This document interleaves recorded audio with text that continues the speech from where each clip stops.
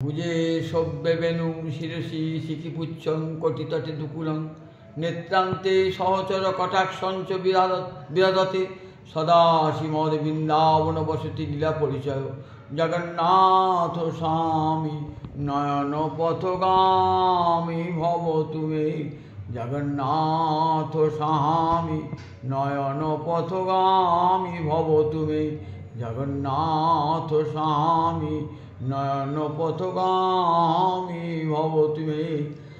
আষাঢ় মাসের শুক্লপক্ষের দ্বিতীয়া তিথিতে রথ বার হয়।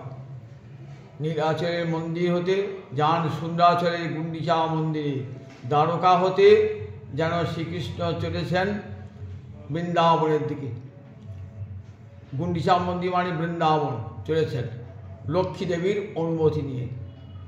পঞ্চমীর দিন অর্থাৎ রথযাত্রার চতুর্থ দিন লক্ষ্মী দেবী বার হন চতুর্দোলায় চেপে তার সখীগণকে সঙ্গে নিয়ে। জগন্নাথ চলে গেছেন বৃন্দাবনে, তা গুন্ডিচায় এখনও পর্যন্ত ফিরে এলেন না কেন?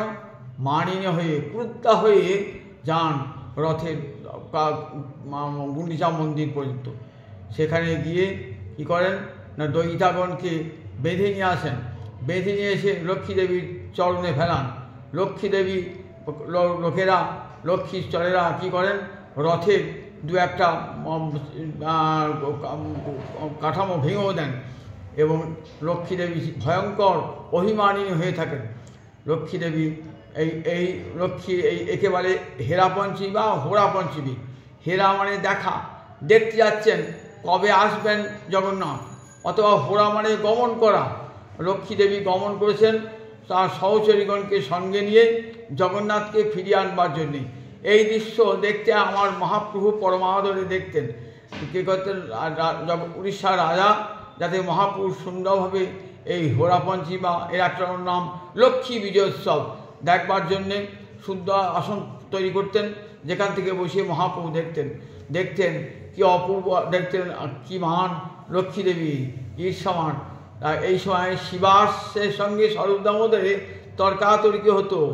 শিবাস ছিলেন নারদ, বৈকুণ্ঠের পরিকর তো নারদ তো, আর আমাদের স্বরূপ দামোদর ছিলেন বৃন্দাবনের পরিকর। তা সে বলছেন এমন মান তো আমরা শিবাসকে বলছেন স্বরূপ দামোদর, এমন মান তো আমরা রাধারানী দেখি নাই বা ব্রজগোপীতে দেখি নাই। আর কেন বৃন্দাবন যাওয়ার সময় লক্ষ্মী দেবীকে সঙ্গে নেন না? কেবল দেখো বৃন্দাবন মাধুর্যের ধাম, সেখানে লক্ষ্মী দেবী ঐশ্বর্য অধিষ্ঠাত্রী দেবী, সেখানে লক্ষ্মী দেবী থাকতে পারেন না। তাই জগন্নাথ দেব লক্ষ্মী দেবীকে না নিয়ে একাই যান সঙ্গে বলরাম এবং সুভদ্রাকে নিয়ে। তো বললেন দেখো এমন দ্বারকা ভূমি ছেড়ে, এমন ঐশ্বর্যের ভূমি ছেড়ে বৃন্দাবনে যান কেন কৃষ্ণ? তা বললেন বৃন্দাবনের সাহজিক সম্পদ। বৃন্দাবনের ভূমি কেমন জানো তো? চিন্তামণি গণময়ী বৃন্দাবনের ভূমি।